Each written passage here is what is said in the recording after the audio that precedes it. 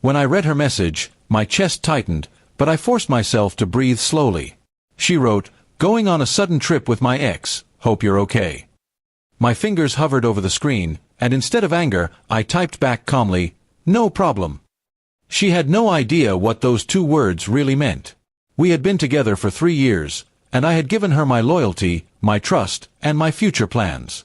I thought we were building something lasting. But lately, I had sensed her drifting away. Her late replies, her fake excuses, and the way she avoided eye contact told me everything. Her message only confirmed what my instincts already knew. I didn't confront her. I didn't beg her to stay. Instead, I decided to stay silent and act wisely. I had already started preparing for this day weeks ago. I knew she was still talking to her ex, and instead of fighting her about it, I quietly gathered proof. Screenshots, call logs, and photos, all saved neatly in a folder. The trip she was going on was not as sudden as she pretended. I knew where they were going, what hotel they booked, and even the exact time of their departure. Her ex had no idea that his social media was wide open, and I had eyes everywhere. That night, instead of sulking, I invited a few close friends over. They had seen how loyal I had been to her, and they knew how unfair she had been to me. I told them my plan, and they agreed I deserved better than to be treated like a fool. But my revenge wouldn't be loud or violent. It would be quiet, sharp, and permanent.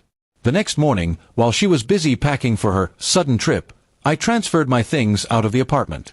Everything I had bought, everything I cared about, I took it all. By the time she left, our shared home looked exactly as it did when I first moved in, empty. I didn't stop there.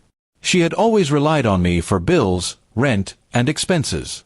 Without telling her, I had slowly shifted everything into her name. The lease, the utilities, even the credit card she thought I was paying off, it was all hers now. By the time she returned, reality would hit her harder than any argument ever could. As she enjoyed her trip with her ex, posting smiling pictures on her private story, I sent a single email to her parents. Attached were the screenshots and evidence of her affair. I wasn't cruel in my words, just factual. I knew how much she valued their approval, and I let the truth speak for itself. Then I walked away.